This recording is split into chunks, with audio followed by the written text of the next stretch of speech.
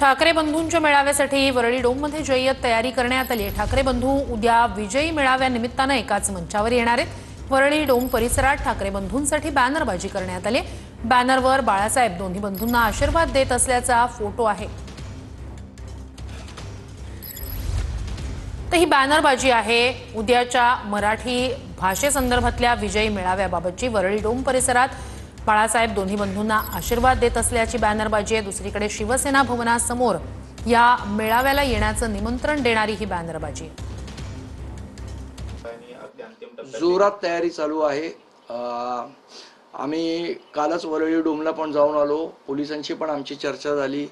कुठने entry असणार, कुठने exit असणार, कुठे स्क्रीन लावायची, या सगळ्या गोष्टी आता जवळजवळ त्याची निश्चिती व्हायला आलेली आहे।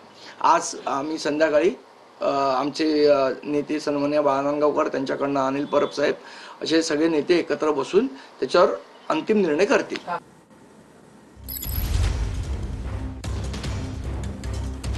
साहेब सर तुम्ही देखील जाणार आहात त्याच्या कार्यक्रमाला वगैरे?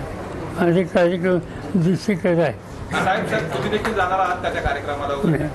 अधिक कार्यक्रम दुसरी अधिक या सगळ्या संदर्भात जाणून घेऊया आपले प्रतिनिधी सुनील जाधव यांच्याकडनं। सुनील, जोरदार तयारी सुरू आहे दोन्ही बाजूंकडनं, काय अपडेट्स आहे, काय बॅनरबाजी केली जाते? श्रुती अगदी बरोबर आहे। आपण पाहायला गेलं तर उद्या वरळी डोम या ठिकाणी शिवसेना उद्धव बाळासाहेब ठाकरे पक्षाचे पक्षप्रमुख, त्याचबरोबर मनसे पक्षप्रमुख राज ठाकरे या दोघांचा एकत्र मेळावा जो आहे तो या ठिकाणी होणार आहे। विजय मेळावा जो या ठिकाणी होणार आहे, यासाठी आज सकाळपासूनच या ठिकाणी बॅनरबाजी करत वातावरण निर्मिती करण्यात आलेली आहे। आपण पाहू शकता, मी सध्या वरळी डोम परिसरात आहे।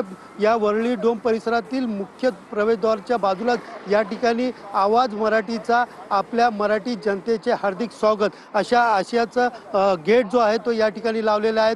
त्याचबरोबर आपण पाहिलं गेलं तर याच्या बाजूलाच महाराष्ट्र माझा, जी मराठी लोक चुकीची रिक्षा पकडून नागपूरला गेलेली आहेत, त्यांनी परत मुंबई ठाकरे बंधूकडे या, नाहीतर कायम गुजरातला पोचाल अशा आशयाचे बॅनर या ठिकाणी लावलेले आहेत। आपण पाहिलं गेलं तर नक्कीच अपडेट्स घेत राहणार आहोतच।